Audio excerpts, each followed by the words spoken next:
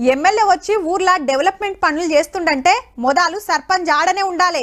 మంత్రి గారు వస్తున్నారంటే ఎమ్మెల్యేలు, కలెక్టర్లు, పెద్ద ఆఫీసర్లు, ఎంపీటీసీలు, జెడ్పీటీసీలు అందరూ వస్తారు. మరి సీఎం సార్ వస్తుండంటే మంత్రుల కాంచి జిల్లాలల్ల పెద్ద ఆఫీసర్ల దాకా అందరూ వస్తారు. 2-3 రోజుల ముందు పోయి సౌలతులు అరుచుకుంటారు. మరి ఢిల్లీకెళ్ళి ప్రధాని సార్ వస్తుండంటే ఎవరు పోవాలన్నా తెలుసు కదా. సోమవారం నాడు ప్రధానమంత్రి మోడీ సార్ ఆదిలాబాద్ కు వస్తున్నాడు. జిల్లాలో 500 కోట్ల రూపాయల డెవలప్మెంట్ పనులు చాలు చేస్తాడట. రాత్రికి హైదరాబాద్ వచ్చి తెల్లారి సంగారెడ్డికి పోతాడు.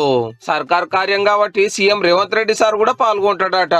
సీఎం గారిని కూడా ఆహ్వానించడం జరిగింది. మా తరఫున కూడా ఆ యొక్క శంకుస్థాపన కార్యక్రమాలలో నేను కూడా పాల్గొంటారు ఈ విధంగా ముఖ్యమంత్రి గారు చెప్పడం జరిగింది. లెక్కకైతే రాష్ట్రానికి ప్రధానమంత్రి వస్తున్నాడంటే గవర్నర్ సీఎం పోయి వెల్కమ్ చెప్తారు.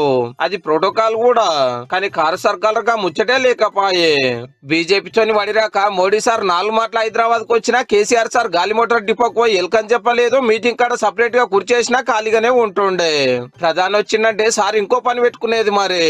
కానీ సర్కార్ మారంగానే రేవంత్ రెడ్డి సార్ సీఎం కాగానే ఢిల్లీకి పోయి ప్రధానిని కలిసిండు, రావాల్సినే అడిగిండు. కొత్త సర్కార్ ఫస్ట్ టైం ప్రధాని సార్ తెలంగాణకు వస్తున్నాడు కాబట్టి అంతా రూల్ ప్రకారం జరిపించే పనులు ఉన్నారట. అంటే రాజకీయమే డెవలప్మెంట్ పనులు అన్నప్పుడు కలుపుకొని పోవాల్సిందే.